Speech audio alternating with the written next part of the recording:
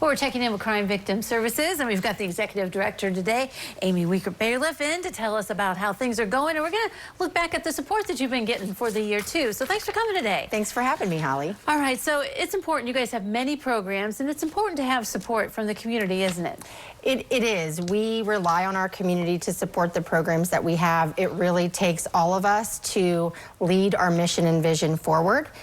We know that injustice is out there. Unfortunately, many vulnerable populations, excuse me, in our community are exploited day to day. But individuals can support making sure that those individuals can recover from the trauma of their victimization through donation of time or even volunteer service. And so we are very thankful for the people who have shown up, championed the cause throughout the year.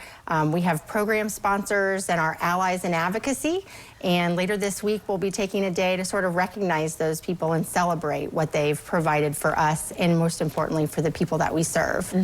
Yeah, you talk about program sponsors. You guys have many programs. You know, kind of highlight some of them real quick so people realize what you are doing. So we have, we provide services from young to old and everything in between in terms of victimization type. So we have programming like our Child Advocacy Center and our CASA program, which specifically serves child victims of crime. We have our Elder Victim Advocacy program, which supports our elder populations. And then we specifically have a Day One program, which focuses on sexual violence and anti-human trafficking.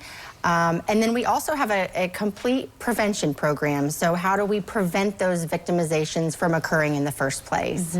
So it's those sponsors who are program sponsors, they feel like, you know, this is important stuff and they want to donate, right? And that's how they get involved in one way? It's a wonderful connection for us to allow our donors to see the impact of their dollars. So when they give, they have an opportunity to support the program that matches the need that they want to support.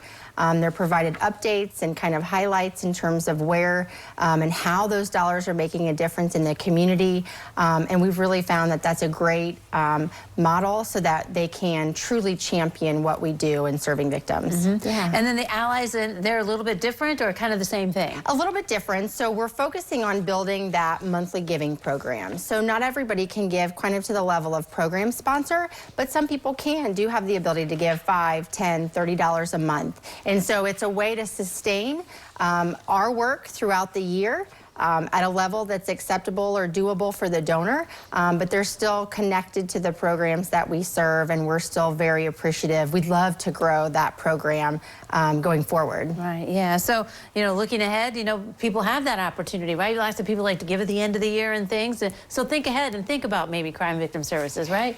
Definitely. There is no shortage of need in our community, and we're one of the organizations that would love to see that support. Giving Tuesday is coming up. It's a day that I love talking about because it really sort of channels that collective energy that people can have to give back to their local community. Whether you give to a different organization or our organization, certainly that ability to support those in your community is vital. Right, yeah. And you're an example of that, being able to support those who are hurting and in need. Yeah, we're all able and have the power to make a difference. All right, that's a good way to make a difference. Amy, thanks for coming today. Thanks for having me. All right, don't go away. We'll take a look at the weather forecast next.